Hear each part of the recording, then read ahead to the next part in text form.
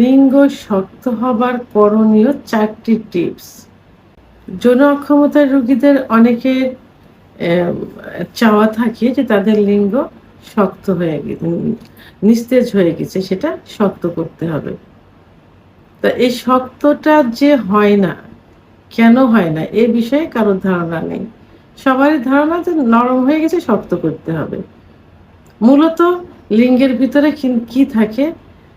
কোনো হাড় বা বোন থাকে না। থাকে শুধু রক্তনালী এবং মাংস। যে রক্তনালীর ভিতর দিয়ে রক্ত চলাচল করে। যার কারণে লিঙ্গ বড় হয়, মোটা হয়। এটাই কিন্তু মেন। তাহলে লিঙ্গ বড়, মোটা, শক্ত করতে হলে ব্লাড সার্কুলেশনটা সঠিকভাবে করতে হবে। আর এই ব্লাড সার্কুলেশনটা কিভাবে করতে হবে? সবাই চিকিৎসা নেয় সাধারণত। চিকিৎসার মাধ্যমেই এটা ঠিক হয়। বিশেষ করে পুরুষের যে হরমোন টেস্টোস্টেরন হরমোন কমে গেলে যৌন অক্ষমতা আসে। লিঙ্গ শক্ত না হয়, এটা যৌন অক্ষমতার একটা পার্ট, অর্থাৎ উত্থানজনিত সমস্যা। তো অনেকে প্রাথমিক অবস্থায় দেখা যায় যে একটা কমপ্লেইন থাকে তাদের যে আমাদের ইচ্ছা হয়, পার্টনারের কাছে গেলে ইচ্ছা হয়, কিন্তু লিঙ্গ দাঁড়ায় না। তো এর জন্য তারা বিভিন্ন ডাক্তার দেখায়, পরীক্ষা-নিরীক্ষার মাধ্যমে চিকিৎসা নেয়। অনেক সময় চিকিৎসাতে কাজ হয় না। আবার অনেকে কিছু থেরাপি নিয়ে থাকে, অনেকে সার্জারিও করতে চায়। যে ছোট হয়ে গেছে, বড় করতে হবে, চিকন হয়ে গেছে, মোটা করতে হবে, সার্জারি করতে চায়। তো এখন বিভিন্ন ধরনের সার্জারি বের হয়েছে, থেরাপি বের হয়েছে। অ্যা তো অনেক সময় দেখা যায় যে সার্জারিটা অনেক ব্যয়বহুল হয়ে থাকে, আবার এটাতে সাকসেসও হয় না। ওষুধ খেয়েও অনেকে সাকসেস হয় না, আবার অনেকে ওষুধ খেতে চায় না। তারা তখন কি বলে যে এমন কোনো টিপস আছে, এমন কোনো ব্যবস্থা আছে যে ওষুধ ছাড়া এটা ঠিক করা যায়। তো আজকে আমি এই বিষয়ে ওষুধ ছাড়াই লিঙ্গ উত্থান হওয়ার বিষয়ে কিছু আলোচনা করব, অর্থাৎ কিছু টিপস বলবো। এই টিপসের প্রথম যেটা বলবো, সেটা আমি প্রথমেই বলবো যে এখন ইউটিউব চ্যানেল সার্চ দিলে দেখা যাবে যে কেগেল এক্সারসাইজ, অর্থাৎ কেগেল এক্সারসাইজ লিখে সার্চ দিলে চলে আসবে। এখানে কিছু ব্যায়াম আছে। এই ব্যায়ামগুলো ইউটিউব চ্যানেলে থেকে সুন্দর করে আপনারা দেখবেন, দেখে বুঝে। খুবই সহজ কিন্তু এই ব্যায়ামগুলা। ৩-৪টা ব্যায়াম থাকে, খুবই সহজ। এইগুলো যদি নিয়মিত একটু করতে থাকেন, তাহলে কিন্তু লিঙ্গের ভিতরে ব্লাড সার্কুলেশনটা শুরু হয়ে যাবে। তো অনেকে আবার বলে যে ব্লাড সার্কুলেশনটা কিভাবে হয়, কি অনেকে বুঝতে পারে না। আসলে যখন যৌন উত্তেজনা আসে, যৌন উত্তেজনা সাধারণত ব্রেনের থেকে আসে, নার্ভের থেকে আসে। যৌন উত্তেজনা আসলে তখন সারা শরীরে রক্ত চলাচল করে। বিশেষ করে হাড়ের থেকে লিঙ্গের ভিতর রক্ত চলাচল বেশি করে। তখন লিঙ্গ লোহার মতো শক্ত হয়ে যায় বা শক্ত হয়। এই রক্ত চলাচল যদি না করে বা কমে যায়, অর্থাৎ এই ব্লাড সার্কুলেশন যদি কমে যায়, তাহলে লিঙ্গ আস্তে আস্তে নিস্তেজ হয়ে যায়, চিকন হয়ে যায়। লিঙ্গের ভিতর শিরাগুলো প্রসারিত না হয় না, যার কারণে কি হয়, লিঙ্গ ছোট হয়ে যায়, নিস্তেজ হয়ে যায় এবং নরম হয়ে যায়। তাই কেগেল এক্সারসাইজ করলে লিঙ্গের ভিতর যে রক্তনালীগুলো সংকুচিত হয়ে গেছে, সেগুলো প্রসারিত হয়। ফলে ব্লাড সার্কুলেশন বৃদ্ধি পায়, লিঙ্গ শক্ত হয়, অর্থাৎ আগের অবস্থায় ফিরে আসে।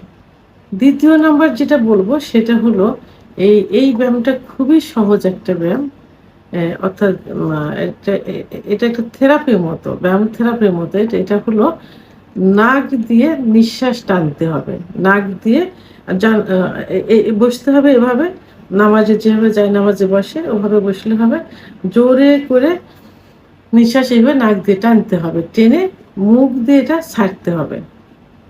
নাক দিয়ে টেনে একটু বন্ধ করে রেখে মুখ দিয়ে এটা ছাড়তে হবে। তাতে কি হবে যে ব্লাড সার্কুলেশনটা বৃদ্ধি পেয়ে যায়। বিশেষ করে এইটা করলে রক্তের ভিতরে কি থাকে, রক্তের ভিতরে নাইট্রিক অক্সাইড থাকে। এই নাইট্রিক অক্সাইডটা এই এক্সারসাইজের কারণে বৃদ্ধি পেয়ে যায়। আর এই নাইট্রিক অক্সাইডটা অতিরিক্ত বৃদ্ধি হওয়ার কারণে লিঙ্গের ভিতরে যে শিরাগুলো থাকে, এই শিরাগুলো প্রসারিত করতে সাহায্য করে এই নাইট্রিক অক্সাইড। তাহলে এই এক্সারসাইজটা দিনে রাত্রে অর্থাৎ যখনই নামাজে বসতে পারেন, আর যারা অন্য ধর্মের আছেন নামাজ পড়বেন না, তারা দিনে ৩-৪ বার এইভাবে এক্সারসাইজটা করতে পারেন। একবারে ১০-১৫ বারও করতে পারেন। নাক দিয়ে টানতে হবে, মুখ দিয়ে ছাড়তে হবে। এটা খুব সহজ একটা থেরাপি। অর্থাৎ ৩ নাম্বার যেটা সেটা আমি বলবো যে আরেকটা এক্সারসাইজ, এটাও খুব সহজ। এটা হলো যে উঠতে হবে, বসতে হবে, উঠতে হবে, বসতে হবে। এতে কি হবে? নির্মাঙ্গের নিচের দিকে ব্লাড সার্কুলেশনটা বৃদ্ধি পেয়ে যাবে। বিশেষ করে লিঙ্গের ভিতর ব্লাড সার্কুলেশনটা বৃদ্ধি পেয়ে যাবে। তো এই যে আমি এত ব্যায়ামের কথা বলছি, এগুলোর মূলত লিঙ্গ শক্ত করতে হলে কি করতে হবে? ব্লাড সার্কুলেশন বাড়াতে হবে, লিঙ্গের ভিতরে সার্কুলেশনটা বৃদ্ধি করতে হবে। কারণ লিঙ্গের ভিতরে যে শিরাগুলো থাকে, এই শিরাগুলো বিভিন্ন কারণে সংকুচিত হয়ে যায়। অতিরিক্ত হস্তমৈথুনের কারণে এবং প্রেসার ক্রিয়েট দিয়ে হস্তমৈথুন করার কারণে শিরাগুলো সংকুচিত হয়ে যায়। বিছানায় ঘর্ষণ দিয়ে বীর্যপাত করলে লিঙ্গের গোড়ায় অনেক শিরা থাকে, সেই শিরাগুলো অনেক সময় লুজ হয়ে যায় বা ঢিলা হয়ে যায়, আবার দুইটা চিরেও যায় অতিরিক্ত প্রেসার হলে। তো এইসব কারণে লিঙ্গের শিরাগুলো সংকুচিত হয়ে যায়। এই এক্সারসাইজগুলো করলে সেগুলো ব্লাড সার্কুলেশনটা বৃদ্ধি পেয়ে যায় এবং আস্তে আস্তে যে শিরাগুলো এটা প্রসারিত হতে থাকে। এবং সিজনালি সময়ে যে তরমুজের যে সিজনটা আসে, সেই সিজনে পর্যাপ্ত পরিমাণ তরমুজ খেতে হবে। কারণ তরমুজের ভিতরে কি থাকে? সিট্রোনিল অ্যামাইনো অ্যাসিড, যেটা লিঙ্গের ব্লাড সার্কুলেশন বৃদ্ধি করতে সাহায্য করে থাকে। এবং আরেকটা যেটা সেটা হলো যে যারা ধূমপান, মদ্যপান অর্থাৎ নেশা করে থাকে, এই নেশাটা বন্ধ করতে হবে। এই নেশার কারণে যৌন অক্ষমতা চলে আসে, ব্লাড সার্কুলেশন কমে যায়। ব্লাড সার্কুলেশন টোটাল বডিতেই প্রায় কমে যায়, লিঙ্গের ভিতরে বেশি হয় এবং লিঙ্গ তখন সংকুচিত হয়ে যায়, শিরাগুলো সংকুচিত হয়ে যায়। ফলে লিঙ্গ নরম হয়ে যায়, চিকন হয়ে যায় এবং আগামোটা গোড়া চিকন, শিরাগুলো ভেসে থাকে ইত্যাদি হয়ে যায়। তো এই জন্য ধূমপান, মদ্যপান, নেশা একবারে তো বন্ধ করা যাবে না, ধীরে ধীরে এটা বন্ধ করতে হবে। তবে যদি এটা যদি নিজেরা কন্ট্রোল করতে না পারেন, বন্ধ করতে না পারেন, তাহলে একজন অভিজ্ঞ সম্পন্ন রেজিস্ট্রারকৃত হোমিওপ্যাথি ডাক্তারের শরণাপন্ন হতে পারেন। কারণ হোমিওপ্যাথি চিকিৎসার মাধ্যমে এগুলো ঠিক করা সম্ভব, নেশা থেকে সরিয়ে আনা সম্ভব। এবং অপর যে সেটা হলো সুগার জাতীয় খাবার বন্ধ করতে হবে। তাহলে এই যে 3টা এক্সারসাইজ বললাম, নাক দিয়ে নিঃশ্বাস টানতে হবে, মুখ দিয়ে ছাড়তে হবে, উঠ বস করতে হবে এবং কিগেল এক্সারসাইজ করতে হবে। এই 3টা এক্সারসাইজ আয়ত্ত করতে হবে, নিয়মিত করতে হবে। আর যে খাবার তরমুজ খেতে বললাম, এটা খেতে হবে। ধূমপান বন্ধ করতে হবে, সুগার জাতীয় খাবার বন্ধ করতে। এগুলো যদি একটু কন্ট্রোল করা ঠিক মতো করা যায়, তাহলে কিন্তু লিঙ্গ পূর্বের অবস্থায় ফিরে আসবে, ব্লাড সার্কুলেশন বেড়ে যাবে, লিঙ্গ শক্ত হবে, মোটা হবে, বড় হবে।